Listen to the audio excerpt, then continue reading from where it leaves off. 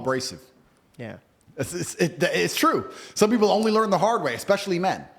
God's actually very nice because I believe God gives us a whole bunch of chances to learn a lesson the easy way. It's called life. Of course, he'll give you, think of the harshest lesson. You don't even have to say what it is, but think of the harshest lesson you've had in the last few years. And think of how many times you had the easy way to learn that lesson. You could have just stopped being a dickhead before it got bad. Like that. Think how many times you could have just woke up and go, nah.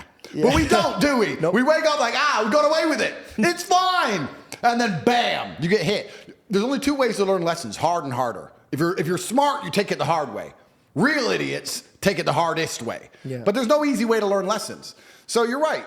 I agree with everything you say. And that's how God teaches anyway. That's how God is always going to teach because God is a disciplinarian love. I think it says, someone said this to me, I think in school you learn things and then you're given a test, but with God you're given the test and then you learn things. And that's the way it works. That's why I was even in jail in the first place. That's what I was there for, to learn.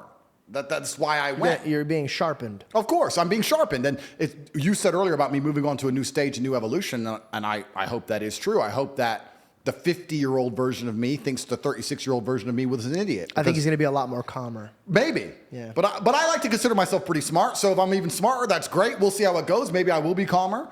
But it's all about reflection and self-reflection and looking back, and that's what we were saying earlier, because most people do not self-reflect on their actions ever. And you nailed it with the reap what you sow.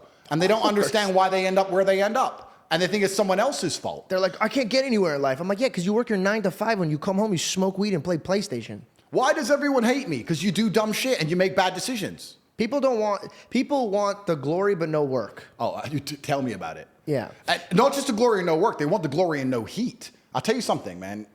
If you ever end up, and I pray that you don't, in a precarious legal situation, you'll see all the people who want to hang around you when you're famous and when you can get girls, when you can go out and when you can pay bills, all that, they want to hang around for that. But the second their name gets brought up in this heat that you're in, they don't want the heat. No, people want the good. People want the good without the bad. Hey, man, everybody has a Judas. Yeah, tell me about it. Yep. Tell me about it. And you know what you said? I pray I'm not in it. I pray I'm in anything that God wants me to be a part of.